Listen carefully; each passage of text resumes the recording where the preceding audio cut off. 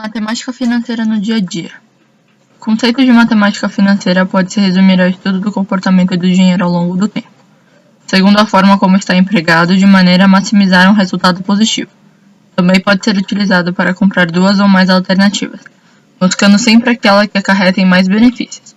Ou seja, a utilização da matemática financeira significa a comparação e simplificação de meios de aplicar o dinheiro, de modo com que ele renda mais e gere menos despesa para a pessoa. Como essa é uma área aplicada da matemática, também é diretamente ligada ao dia a dia, de modo que conhecer as suas aplicações se torna fundamental. De prestações de um imóvel até a diferença entre uma conta corrente e uma conta poupança, tudo é calculado por meio dessa área. Deste modo, a matemática financeira se faz presente em todo tipo de transação econômico-financeira, sendo ela diária ou não. Na matemática financeira são utilizados diferentes termos que aparecem no dia a dia da vida adulta. O capital, geralmente representado pela letra C, é o valor do dinheiro atual, ou seja, ele mostra o investimento em si sem adição alguma antes do pagamento, este podendo ser também representado por uma dívida ou empréstimo. O montante, representado por M, corresponde ao valor futuro, ou seja, o capital aplicado mais os juros, representados pela letra J, acrescentados ao valor. Se fôssemos fazer uma fórmula para isso, portanto, obteríamos M igual a C mais J. A taxa de juros I é a porcentagem do custo ou remuneração paga pelo uso do dinheiro, sempre associada a um certo período, dia, mês ou ano. Os juros representam o custo do empréstimo de dinheiro para quem o recebe e o ganho de capital para quem empresta, existindo para permitir o consumo imediato de um bem ou serviço. Entretanto, caso se possa aguardar até se possuir a quantia suficiente para o consumo, então não haverá acréscimo de juros, pois o pagamento será realizado à vista. Neste caso, o dinheiro pode ser investido em um fundo de renda fixa ou qualquer outra aplicação qualquer. Assim, ao final de um certo tempo, se dará o dinheiro para pagamento à vista e a quantia própria investida pelo consumidor será inferior ao preço do produto ou serviço, pois a aplicação recebeu os juros que foram pagos pelo banco. Para ilustrar a explicação acima, imagine: um produto custa R$100 e se tem R$10 por mês para aguardar. Em uma conta direta, ao final de 10 meses, o consumidor terá o dinheiro para fazer o pagamento à vista.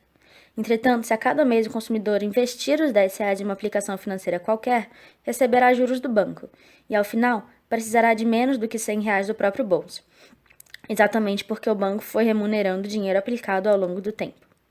Isso quer dizer que, em menos de 10 meses, o consumidor terá conseguido os R$100 necessários.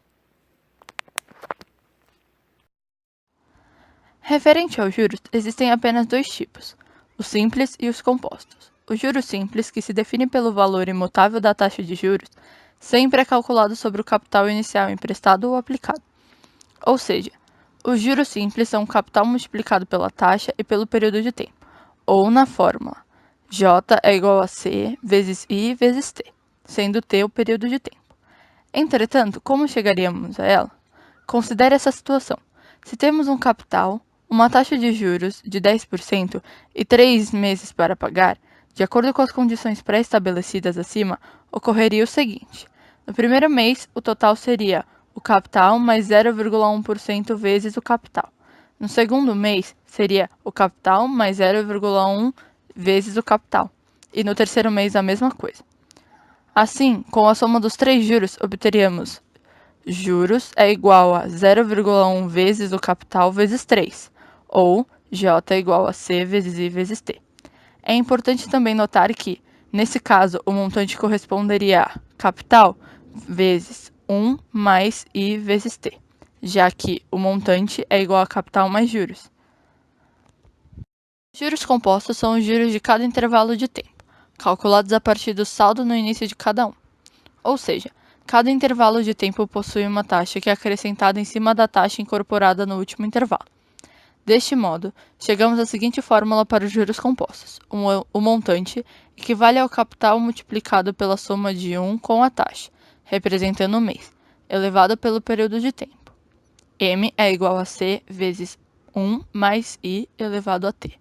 Para que fique claro de onde veio essa fórmula, vamos considerar a mesma situação que aplicamos nos juros simples. Temos um capital, uma taxa de juros de 10% e 3 meses para pagar.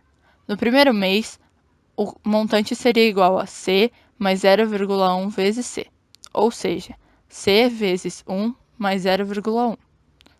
No segundo mês, já seria C vezes 1 mais 0,1 vezes 1 mais 0,1, ou seja, C vezes 1 mais 0,1 elevado ao quadrado. No terceiro mês, seria tudo isso elevado ao cubo. Com a soma dos juros, obteríamos, portanto, J é igual a C vezes 1 mais I elevado a T. A maioria das operações envolvendo dinheiro utiliza juros compostos, de compras no cartão de crédito até cadernetas de poupança e fundos de renda fixa. Raramente encontramos uso para o regime de juros simples. É o caso somente das operações de curtíssimo prazo.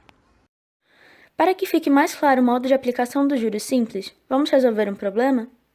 O imposto no valor de R$ 400 foi pago com 6 dias de atraso. Por isso, foi preciso pagar também juros de 0,5% por dia de atraso. Qual foi o total dos juros pagos? O juro de 0,5% incide sobre os R$ 400.